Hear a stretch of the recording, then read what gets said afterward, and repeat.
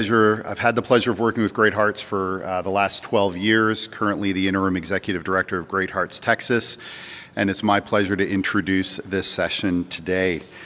First, I want to thank our sponsor, which is Hillsdale College K-12 Education Office. The mission of the Hillsdale College Education Office is to promote the founding of classical schools and excellence in their teaching and operations. And to that end, so that American students may be educated in the liberal arts and sciences and receive instruction in the principles of moral character and civic virtue. My wife and I have been blessed by this College of Education, yes, as Great Hearts parents, as I've spent the last 2 years trying to work on bringing Great Hearts to Florida. And so my older two children attend these schools in Florida, and it is a blessing to us. So thank you, Hillsdale College of Education, for sponsoring this session. Our speaker today is Dr. Diener. He is an assistant professor of education at Hillsdale College. He is not just a professor of education. He has spent 15 years in the trenches of K-12 private education, with 11 as an administrator and 8 of those being a headmaster of classical schools. Dr. Diener is also the executive director of the Alcuin Fellowship. This fellowship seeks to gather scholars and teachers who, through their research and training, can provide the thought leadership necessary for the 21st century renaissance of classical Christian education to grow and thrive. Please help me welcome our speaker, Dr. Diener, as he comes to present on the enterprise of learning as wonder towards wisdom.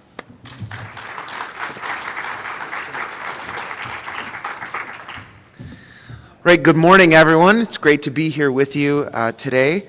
Thank you so much for being here. The topic of wonder is enormous, both in terms of its presence historically throughout the tradition and in terms of its importance for us today. So there's simply no way that in less than an hour, a single presentation, that I can adequately cover this topic. And to make matters even worse, if you look at the title, in addition to the topic of wonder, it also references the enterprise of learning and wisdom. So basically, that means that what I'm supposed to cover is the entire nature of education, including its starting point in wonder and its ultimate teleology in wisdom, and the relationships between them, which I can't do.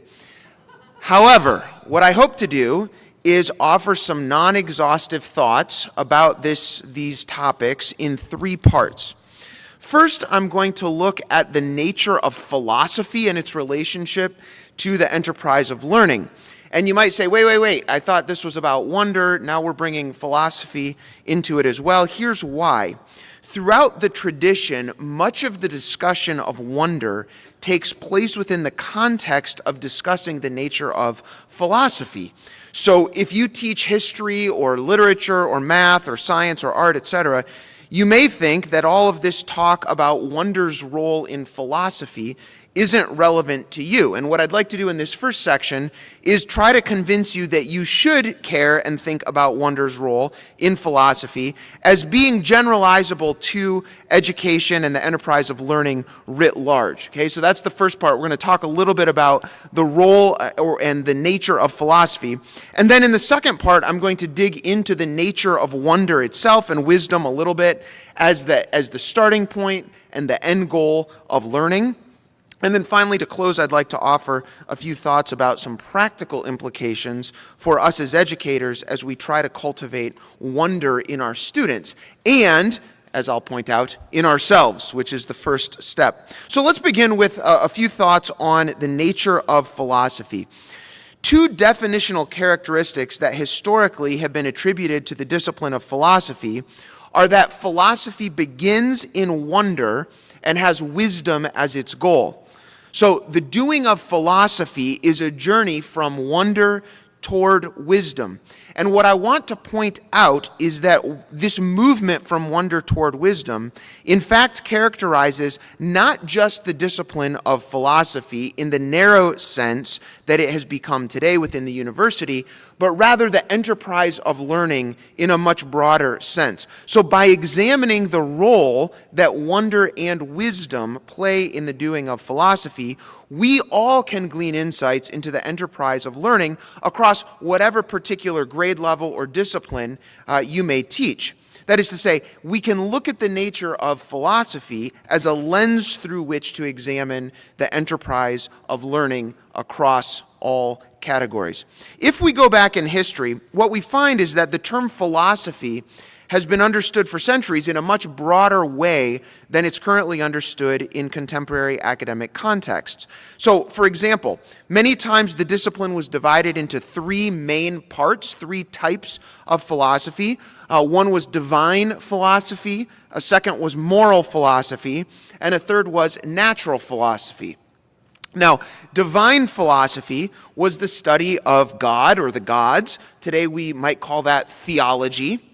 Moral philosophy was the study of right and wrong, how we should live, what we should do. Today we might call this ethics.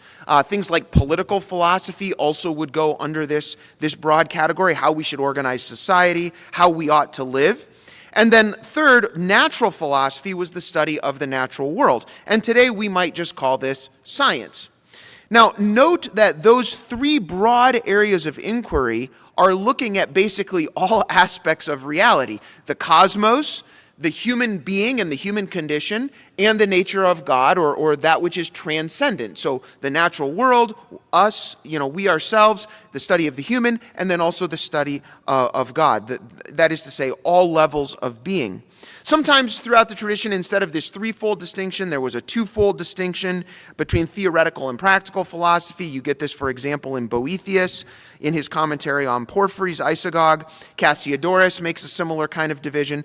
And then sometimes it goes the other way, and you have a fourfold division. So, for example, Hugh of St. Victor makes a fourfold division of philosophy into theoretical, practical, mechanical, and logical. Now, I'm not particularly concerned with which taxonomy we use, okay? That's not really the point.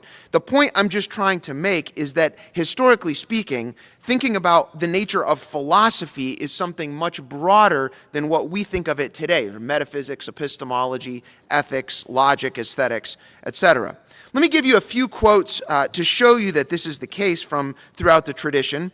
Quintilian writes that philosophy is the demonstrable, insofar as it is humanly possible, knowledge of divine and human matters. Alternatively, philosophy is the art of arts and the discipline of disciplines.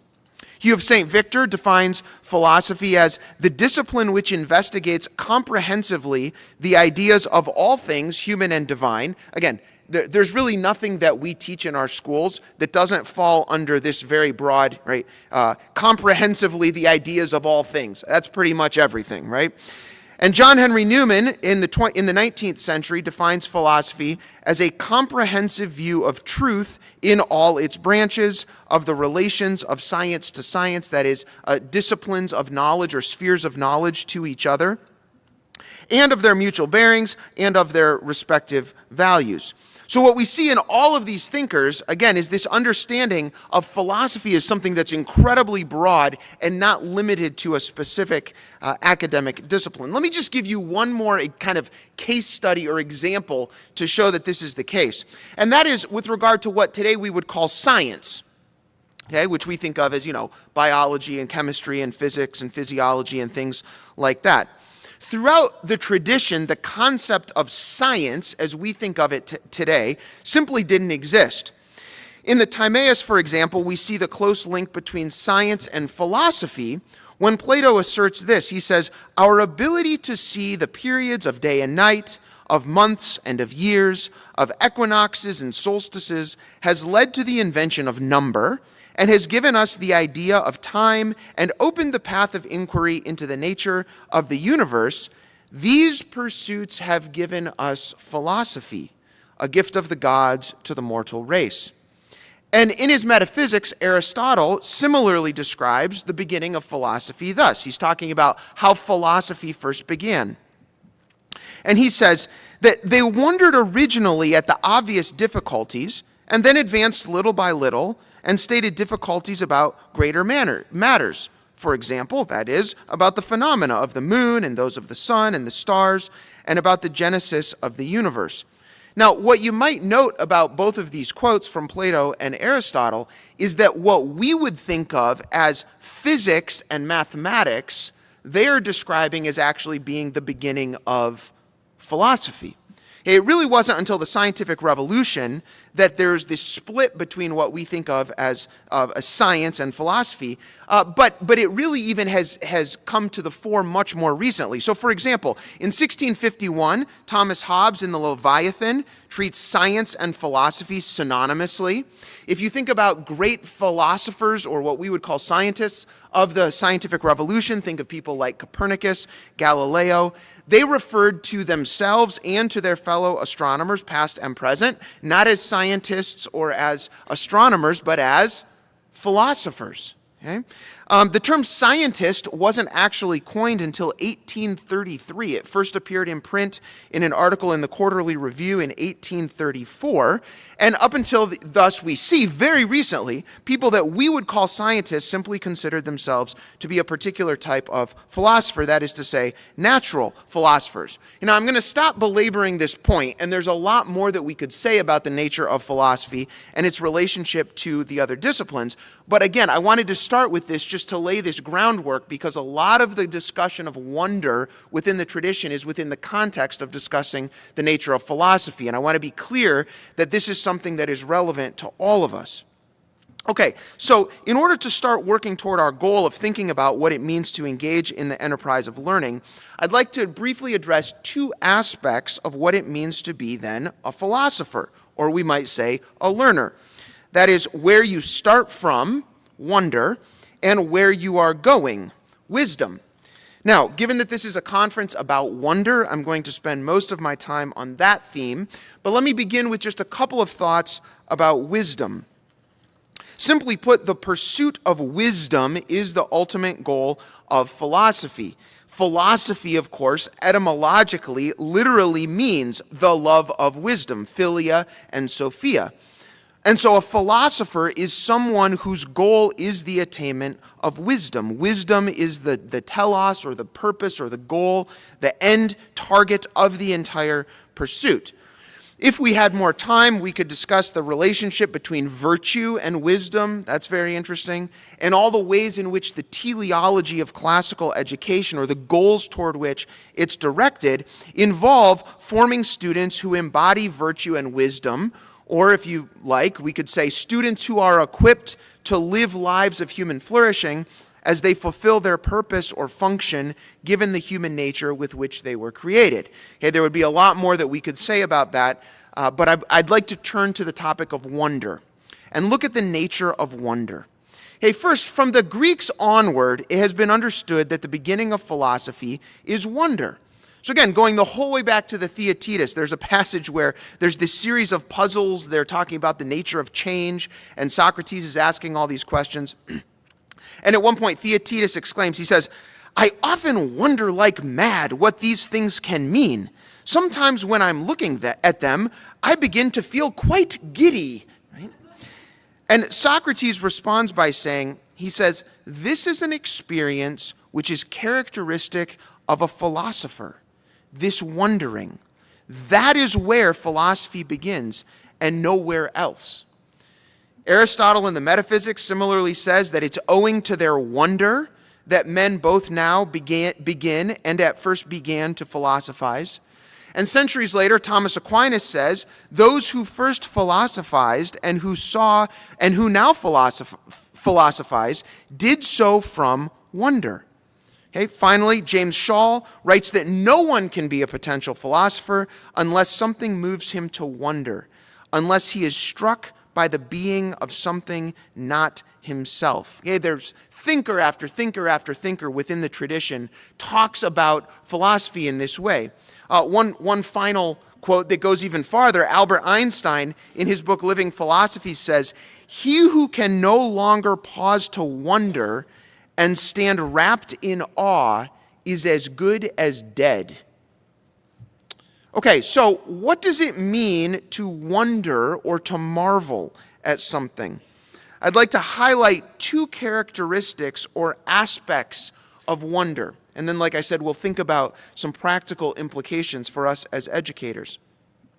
The first aspect, which is really a twofold aspect, I'm smuggling two into one here, is a recognition that one doesn't know something and a desire or longing to know it. Okay, so here we simultaneously have a negative and a positive aspect. When we marvel at something or when we are filled with wonder at something, we recognize that we do not fully know or understand it, yet we are also searching for its truth and desire to understand it. Okay, so Aristotle points out that a man who is puzzled and wonders thinks himself ignorant. There's a recognition of ignorance that's involved in wonder. In his masterpiece, Iris Exiled, Dennis Quinn articulates the historical definition of wonder thus. He says, wonder is the passion that arises from consciousness of ignorance. This consciousness leads to the seeking of knowledge of things in their causes. Okay, again, so you get this simultaneous ignorance, but also desire to know. Quinn later says that in true wonder, it is ignorance itself which we wish to escape. This is why wonder is the principle of philosophy and of poetry. Joseph Pieper similarly explains the nature of wonder when he writes that it is only someone who does not yet know fully who wonders. Okay? Now, I love that the way that he phrased that. And as I put there, the italics are in the original. So look at the lack of apathy here, right? So there's a simultaneous recognition that I lack something, I'm ignorant, I don't know yet. But it's not the resigned, indolent, or skeptical, I don't know, throw up my hands, who cares, right? Rather, there's an anticipation built in here. I don't know yet. That is to say, I recognize my ignorance, but I'm longing to know. Aquinas actually defines wonder as the desiderium sciendi, that is, the longing or active desire for knowledge. And supposedly, the term philosopher was coined by Pythagoras in explicit contrast to the Sophists. The Sophists were this group of itinerant teachers in the 5th century BC Athens. And of course, sophist literally just means wise one.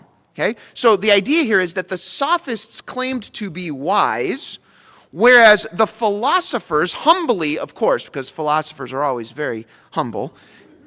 You've known a few, you recognize. Okay? The philosophers only claimed to love wisdom, but they recognized that they had not yet attained it. Okay, so Hugh of St. Victor says this about this Pythagorean distinction. He says, fitly indeed did Pythagoras call the seekers of truth not wise men, but lovers of wisdom. For certainly the whole truth lies so deeply hidden that the mind, however much it may ardently yearn toward it, or however much it may struggle to acquire it, can nevertheless comprehend only with difficulty the truth as it is. And James Shaw similarly says this. He says, please God, that we all find ourselves in this condition of those who know that they do not know. I love such students, such potential philosophers, as I call them. Okay, now there's a paradoxical relationship involved here with regard to ignorance and wisdom, because as we wonder at things, we recognize our own ignorance. And as we grow toward wisdom, even as in a sense we are overcoming our ignorance, we simultaneously become even more aware of our ignorance, right? So the more you learn, the more you realize that you don't know. I remember when I was getting ready to start my PhD studies, a mentor and friend and professor of mine, he said, you know, you're going to go through the next number of years and supposedly you're going to come out on the other side as the specialist in this very, very, very narrow branch of knowledge. But he said, just realize that the more you know, right, the bigger your circle of knowledge gets, the bigger the circumference of the circle is. That is to say, as you continue to learn and learn and learn, you realize how much outside of what you know exists that you don't know. Okay, so Quinn says that consciousness of ignorance deepens and intensifies with increasing wisdom. This is the meaning of Socrates' protestations of his own ignorance, as well as the meaning of St. Thomas Aquinas' assertion that wonder increases as we approach the truth. If wonder increases, then somehow consciousness of ignorance must increase too, for the former depends on the latter. Okay, the second aspect of what it means to wonder or to marvel at something is that it involves a sort of simplicity in response to mystery. Okay, and again, I've smuggled in a twofold aspect here. There's a kind of simplicity involved and a recognition of mystery. To wonder means to look at something that others take for granted and realize that there is a deeper meaning to it that we do not fully understand.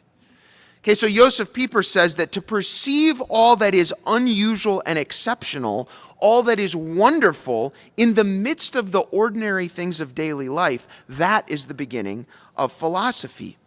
Hey, Ross Inman puts it this way. He says, when we are gripped by wonder, we are startled out of the ordinary and the humdrum of human existence. When rightly ordered, wonder can indicate to us that we are in the presence of something truly excellent and worthy of our sustained attention.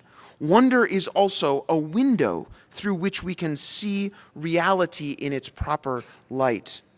Wonder, in other words, involves a recognition of the mysteriousness of reality.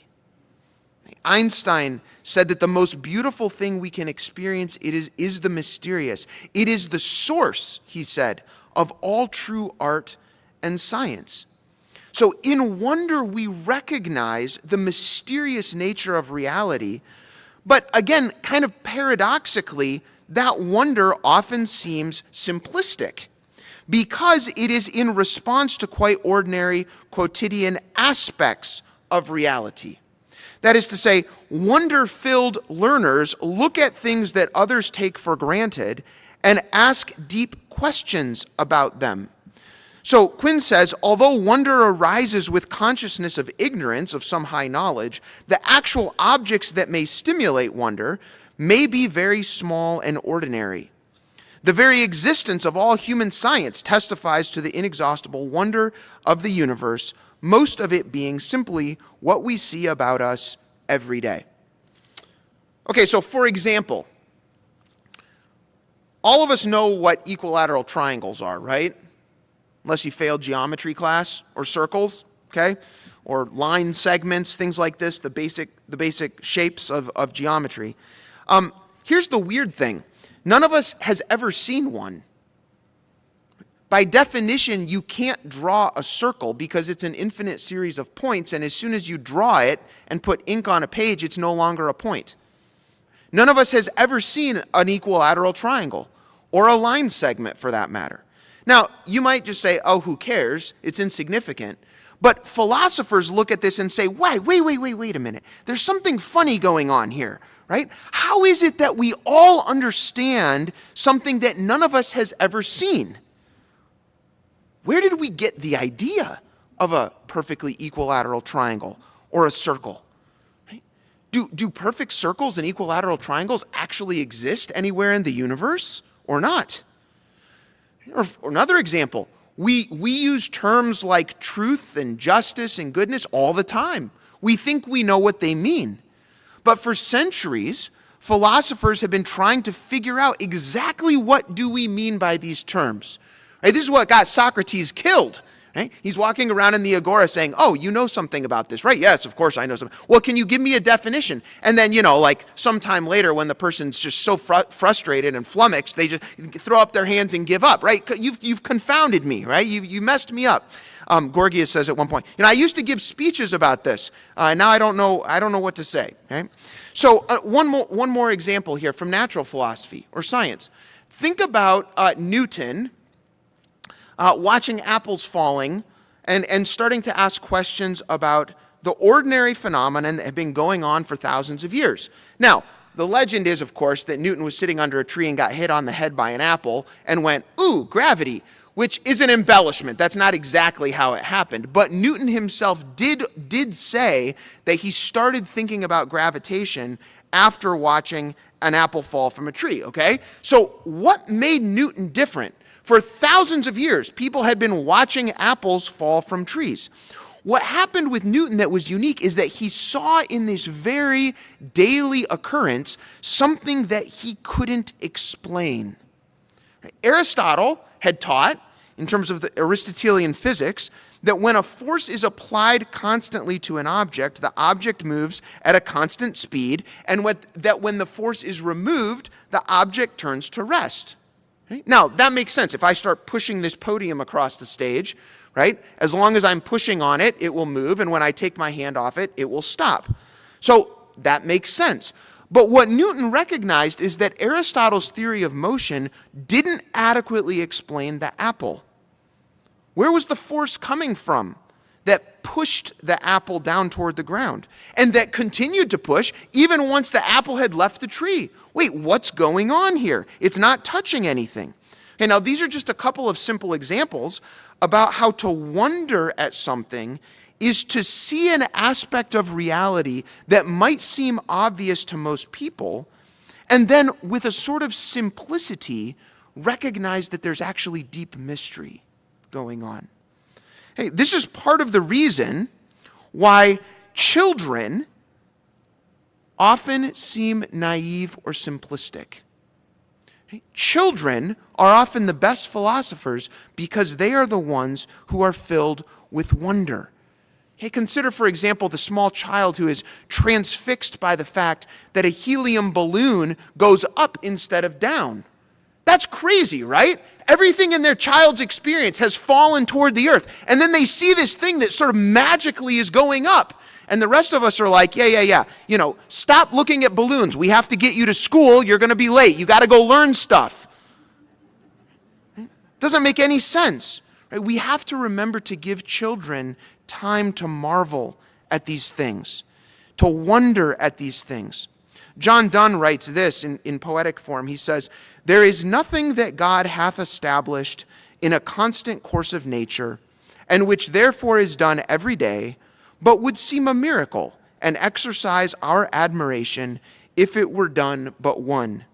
The motion of the sun were a greater wonder than the standing still, if it all were to begin again, and only the daily doing takes off the admiration."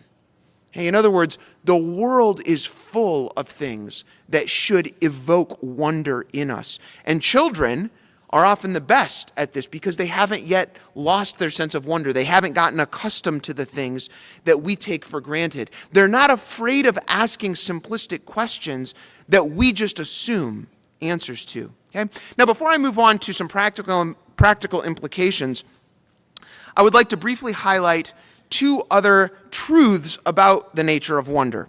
The first one is that wonder is a fundamental and deep part of the human condition. Okay? It is a fundamentally human activity. Experiences of wonder help us to understand who we are and the place that we have in the universe. So Inman says it this way: wonder is a distinctly human response, precisely because it is a kind of intellectual, moral, and aesthetic response to reality. It is a response to reality that is saturated with intellectual and moral longing and fulfillment. Human beings have a unique appetite for wonder. We are wonder hungry, we might say. And he goes on later to write that a desire to philosophize is as natural to us as our desire to eat, drink, and live in community. Since we are meaning-seeking animals by nature, our natural appetite to make sense of it all is not the sort of hunger we can choose to take up and put down as we see fit, no more than we can dispense with our natural appetite for food when we wish to do so.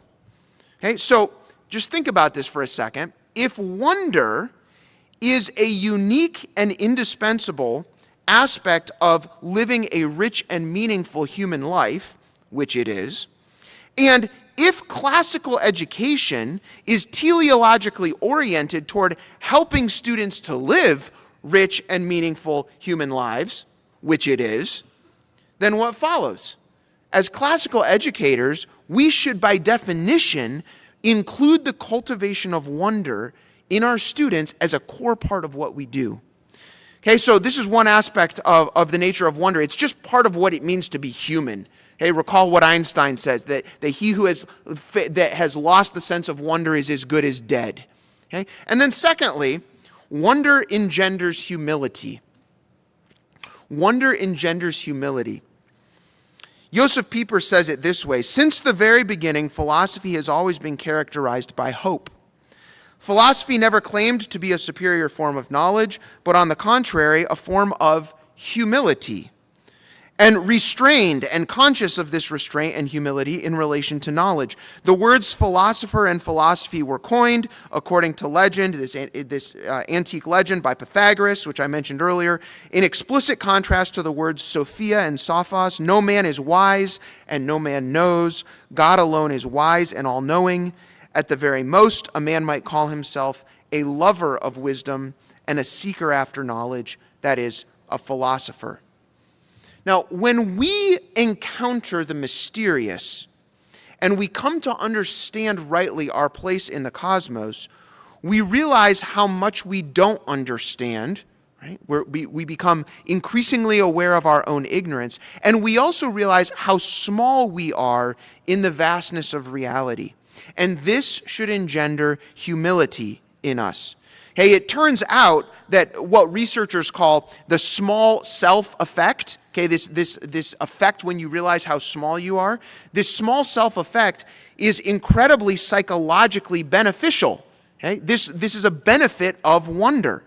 So many experiences of wonder put us into contact with the realities that are truly awe-inspiring and worthy of our reverence and respect. These experiences remind us that our own existence is fragile and radically dependent on factors that are largely outside of our control, right? And it shouldn't come as any surprise, therefore, that according to one study on this small self-effect, I'm quoting here, people who are more dispositionally prone to experiencing awe were rated as more humble by their friends. So if you want to be rated as humble, well, go wonder at things.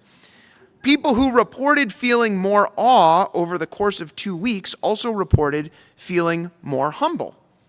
Now, I think this is insightful for us because students in classical schools are known for being smart, right? I work at Hillsdale College. We have a lot of students that come to us from classical schools. During my many years in K-12 classical education, I saw this as well. Classical school students are really smart. You know what one of the chief criticisms that's made of them sometimes is, though? They're not humble. They think they're smart. And they graduate as 18-year-olds and they think they've got everything all figured out, right? And they don't realize how ignorant they are and how much more there is to learn. So this is an important point because if we are leading students in experiences of wonder, as I'm trying to unpack it for us here today, those experiences should lead our students toward a deep humility as they recognize the smallness of what they are in the grander scope of things. Okay, so with all of this in mind, I'd like to close by considering 3 practical implications for us as educators, and then we'll have some time for Q&A or comments that you may have. So what can we do as teachers, as administrators, working with students? Well, first of all, in order to lead students well in the enterprise of learning and cultivating wonder in them, we must be intentional about cultivating a sense of wonder in ourselves. Hey, so the first step of all of this is marvel yourself. Now, one of the most difficult things about or challenges that we experience today as educators in our contemporary context is that we and our students alike, largely due to our immersion in various forms of media, but there are other causes as well, we have been drastically dulled in our ability to truly marvel at simple things and be amazed by them. We live in a world of digitally enhanced everything, from pictures of landscapes, to music, to special effects movies, to the bodies of models, and the list could go on and on and on. And it is difficult to maintain a simple sense of wonder and not need continually more sensationalism. So I'd like to challenge us as educators first on this point. We have to cultivate a sense of wonder in ourselves. Josef Pieper writes that our sense of wonder in the philosophical meaning of the word is not aroused by enormous sensational things. though that is what a dulled sensibility requires to provoke it to an experience of wonder. A man who needs the unusual to make him wonder shows that he has lost the capacity to find the true answer to the wonder of being.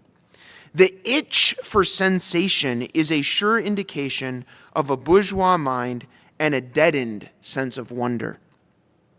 So I think we should ask ourselves today, do we itch for sensation? Do we need more and more and more in order to feel engaged with the world? Or are we filled with wonder by what many people consider ordinary? When was the last time you just watched the path of a leaf as it falls from a tree, for example? Like, that's crazy. The number of forces involved and how it moves and the kind of capriciousness but also directedness with which a leaf falls. Okay? Shaw similarly writes, he says that we live in a world surrounded by noise, by a kind of strident unrest that fills our days and nights.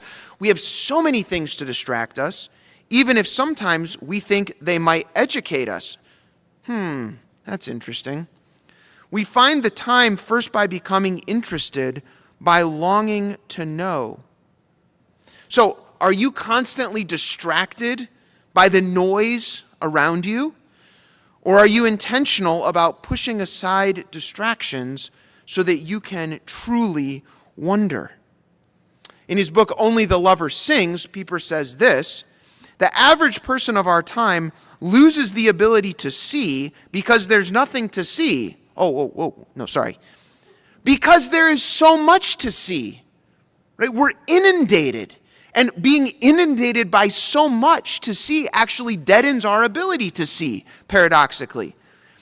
There does exist, he says, something like visual noise, which, just like the acoustical counterpart, makes clear perception impossible. The restoration of man's inner eyes can hardly be expected in this day and age unless, first of all, one were willing and determined simply to exclude from one's realm of life all those inane and contrived but titillating illusions incessantly generated by the entertainment industry. So be intentional about cultivating your own sense of wonder. Put down your phone. Be quiet. Don't become accustomed to the visual noise that makes clear perception impossible. Be intentional about being filled with wonder, about recognizing your own ignorance, about longing to understand something that you don't know, about being filled with the willingness to appear simplistic and naive as you gaze upon the mysterious aspects of reality. I would put before us this morning that we can't cultivate wonder effectively in our students unless we ourselves also are filled with wonder. So let's be intentional. Second point, marvel yourself and then model wonder. I would just encourage us today to be intentional about modeling a sense of wonder for our students. This doesn't mean we have to be showy or ostentatious, but we can give them an example to follow of an adult who's wiser than they are, hopefully we are, and yet who continues to pursue wisdom through marveling at the mysteries of reality. Model wonder for your students, for example, by admitting your ignorance about something that you don't fully understand, or by excitedly telling them about something that you're learning. Right? It doesn't have to even be relevant to the class you're teaching. Demonstrate this, what Aquinas called the desiderium sciendi, this longing or desire to know, such that they see embodied in you the truth that the enterprise of learning as wonder toward wisdom doesn't stop when the school day ends, or when the school year ends, or when they graduate from your school, but rather that this is a deeply, intrinsically human endeavor that continues for the rest of their lives. Model for your students what it means to be a wise and yet humble learner who, no matter how much you understand, recognizes that there is always more to learn and there are always aspects of reality that are beyond your grasp. Okay, I think within the context of the classroom, we have to remind ourselves to approach the curriculum that we're teaching with a sense of wonder. Why? Because unless you're a first-year teacher, you've taught it all before, right? And after we teach something for years and years, it can take effort to see it with fresh eyes and present it to students as something marvelous that should fill them with wonder. So I'm sure we could all give examples of this. I thought of a few from my own life. I remember where I was standing as an elementary student in the basement of our home when my dad taught me that you can cross multiply and divide fractions in order to solve proportions. And I was like, that's awesome! I thought it was so cool. Okay? Now I'm like, of course that's what you do, right?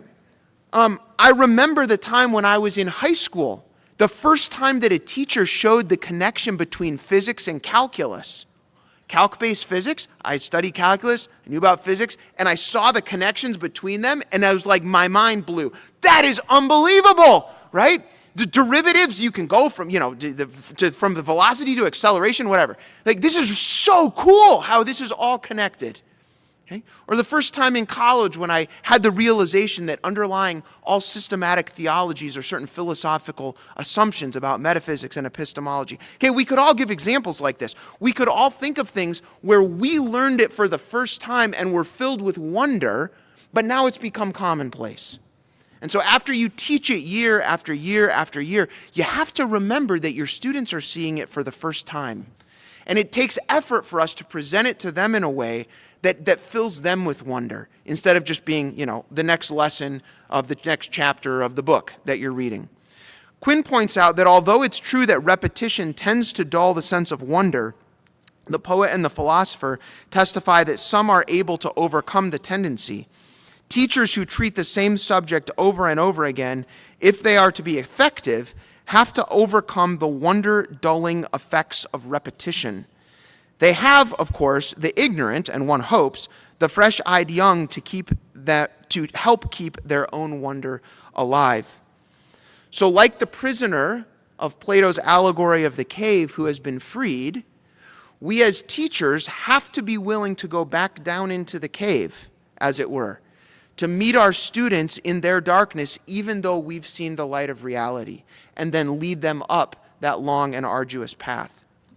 And finally then, make space for wonder. So if we're cultivating wonder in ourselves and we're being intentional about modeling our sense of wonder for our students, my last encouragement here for us today would be to look for places in our curriculum, time in the school day, where we can intentionally make space for our students to wonder.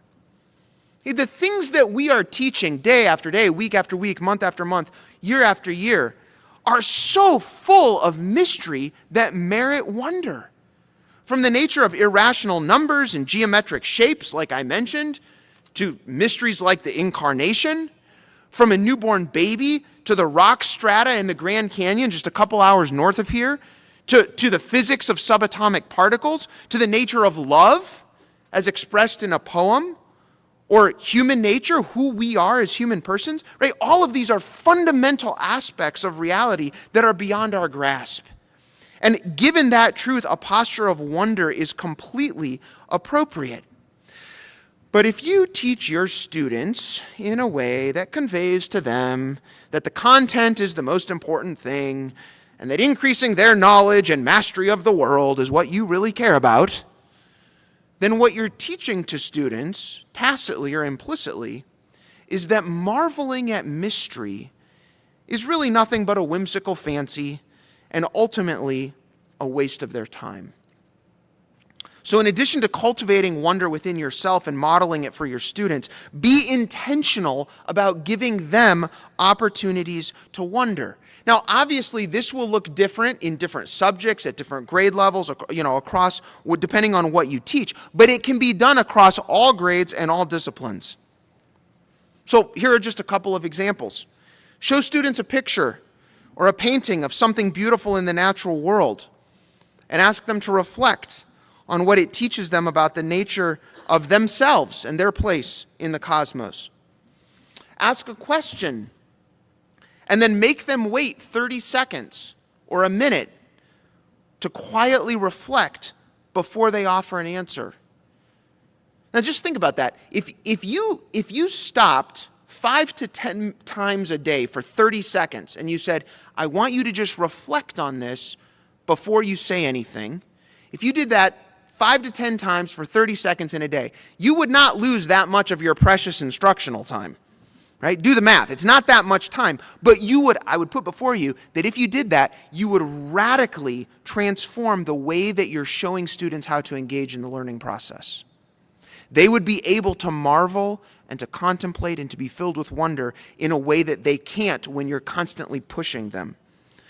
In addition to a test question or test questions that ask students to demonstrate what they know, ask them a question about something they don't understand but would like to learn more about. Final illustration,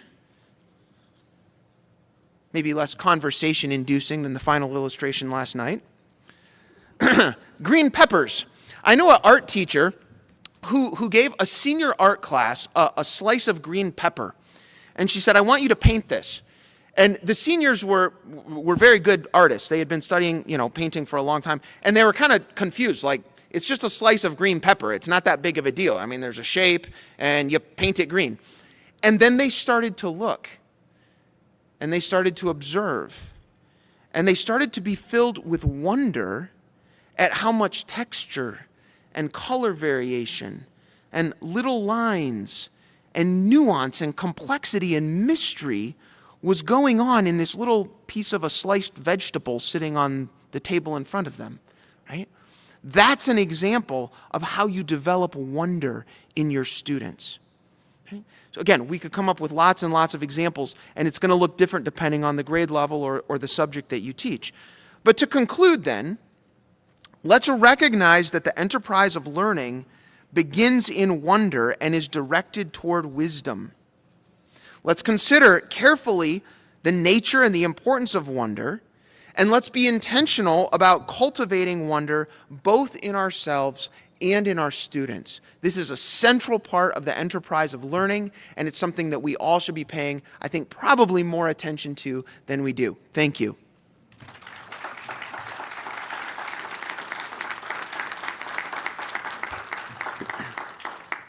Okay, we do have a few minutes for questions, comments, Rotten Tomatoes. So if anyone has something that you'd like to offer, please come to the mic and would love to hear from you. Yes?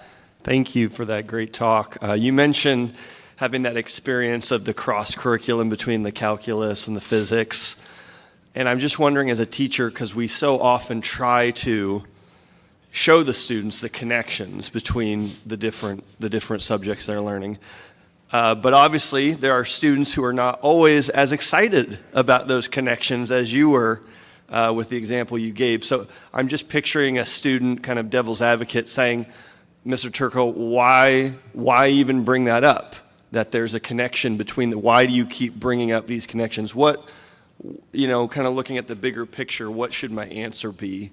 Yeah, that's great. So one thought would be, even the student who's skeptical or doesn't get it, just keep on modeling the love of wonder, right? Because this is so awesome. And sometimes we plant seeds. Wendell Berry says that teaching is an act of faith.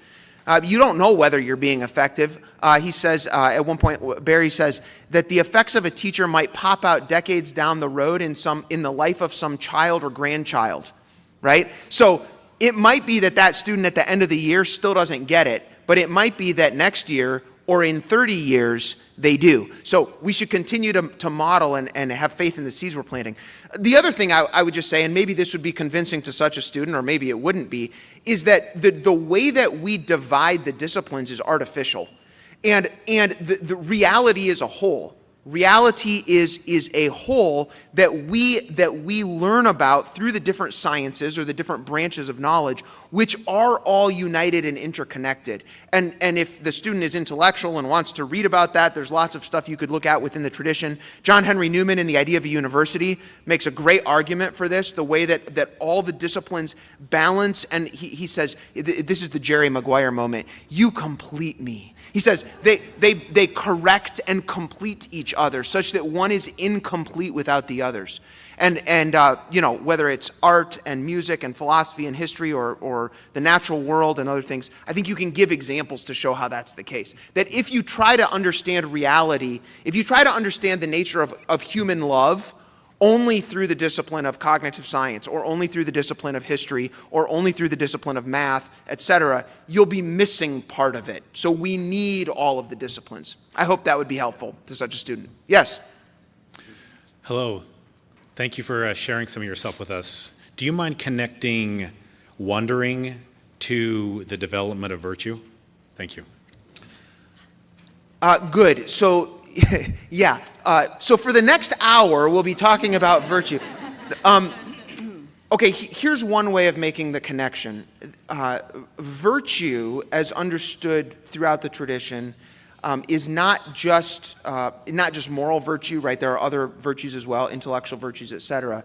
And if you look at, for example, the Greek word arete or the Latin virtus, that whence we get virtue, it's the idea is the ability of a thing to fulfill its purpose or function, right? So it's not just doing the right stuff, but it's actually sort of actualizing what you were made to do. Okay, so Aristotle talks about the nature of a horse, or the virtue of a horse being able to run into battle and not shy away, or the virtue of the eyes. Basil the Great talks about the virtue of the fruit tree is to be laden with fruit, et cetera, et cetera, et cetera. Okay, so if we think about virtue in this broad sense of what we're trying to do, as we say we're trying to cultivate virtue, is to help students live in accordance with their nature. I would say that being beings who are filled with wonder is a part of our nature. That's a fundamental part of human condition in the world, such that if we don't do that, we're actually not cultivating them in a way that will lead to virtue in that broad sense. Does that make sense as a connection between the two? Yep. Thank you. Thank you so much for your talk. And one of the definitions that you gave that stood out to me was that wonder is the recognition of ignorance and the longing to know. I've noticed with my ninth graders, they've got that first part in spades, and that's actually one of my favorite things about them. They recognize their own ignorance, but I notice it's harder to come by the longing to know. And sometimes it's spontaneous, it just hits, symbolism catches their eye, and they're just captivated. But I'm wondering if there have been some practical strategies that you use to cultivate that out more, even in the things that appear to be mundane to them at first. That's really great. So, well, congratulations, first of all, on having students who recognize their own ignorance. Not all students do, so that's a good start. Yeah, different students are different in terms of this longing to know. Part of it, I think, is, like I said before, you keep trying, and sometimes you might not see the fruit. By asking them questions about things that maybe they think they know. So if they recognize their own ignorance and they're like, well, I don't know, who cares? If you can find something that they think they know about and then push them to dig deeper, sometimes that helps them to both recognize their own ignorance, but also then to see that there's more that they need to learn. Like, I think I know what I'm talking about, but there's actually more. The other thing which can be difficult, again, I don't know what grade level, but is to start with things that they care about. So sometimes if we're talking about, you should love to learn about the connections between calculus and physics, and they're like, I don't care. I write poems and songs. I just want to be a musician my whole life. Well, what do I care about physics? Okay, well, for example, if we can then start to push on things that they really do care about and show them how learning about those things will help, or how if they have a longing to know about those things, it will actually help them in the areas that they would like to grow in. So identifying where they're at. Again, each set of students is different and each individual student is different, but that would maybe be a start. Yes? I believe this lady over here has. Oh, go ahead. Thank you. Hi. So I'm on the point about modeling wonder. I'm a history teacher, and I am very aware that history teachers vary a lot in what they wonder at. And what are you modeling? Are you modeling a kind of sort of superior awareness that these people in the past were making terrible errors that we people who are so much wiser would never make? So I think that it connects to your notion about humility, but I think that we need to be very aware that we need to be modeling something that is directed toward the good or toward the generous, I don't know. I just wonder what you're thinking about. You haven't really given us an example from the history classroom. I would love to hear you apply your ideas there, if you would. Yeah, that's a great example. So one thing I would say is that through the study of history, if we approach history in this kind of supercilious, like you're saying, we're going to look down and criticize or learn which decisions were right and wrong and why all these people thought these horrible things or whatever. That's actually not nearly as helpful as if we approach history with a sense of, with a desire to understand why things happened the way they did or why people thought the way they did. And a lot of times, we think that we're so smart or that we've progressed so far, and through studying important actions or figures or texts from history, we actually see universal things that exist within our own hearts as well. So you can study, for example, demagoguery in ancient politics or the ways that mobs form, and then look at contemporary events or the way our own opinions form through digital media, for example, and say, are there connections here? Why was it that this person was able to convince so many people to go down this bad path? What was compelling about that? Have you found those inclinations in your own heart? And so if we start to draw connections, and that's actually a humble way of approaching history, to learn about ourselves through it, instead of just using it as a kind of material for making judgments. That would be one starting point with regard to history specifically. Thank you. Yes? So in Aristotle's Metaphysics, he brings up an example of wonder that at first you might wonder that the diagonal is incommensurable with the side, but then after you complete the demonstration, you would wonder that it could ever be otherwise. That's what seems wondrous. So I'm curious about these two kinds of wonder, the wonder that doesn't survive learning, or gets transformed through learning, and then the wonder that remains. I still find it quite wondrous that the diagonal is incommensurable with the side, even though I've done the proof many times. So maybe a difference between wondering at versus wondering about, wondering at the that versus wondering about the why. Yeah, that's really fascinating to think about. I think that this is tied up in this paradox of knowledge and mystery.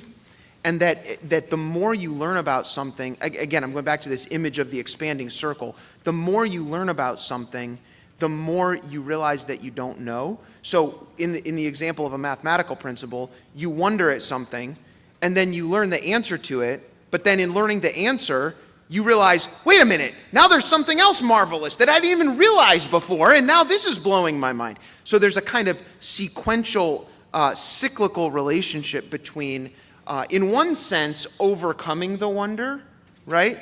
And in another sense, but you overcome the wonder in a way that then often leads to further iterations, as your deepened understanding then leads you to new levels of wonder, right? I mean, I think of the way that C.S. Lewis in The Last Battle, further up and further in, right? We continue to move further and further, and even as we achieve in some sense knowledge of the world, continue, if we have the right disposition, to be filled with wonder at the deeper aspects of reality. All right? Well, one more question? Last question. Go ahead. Sorry, this one's been sticking in my head.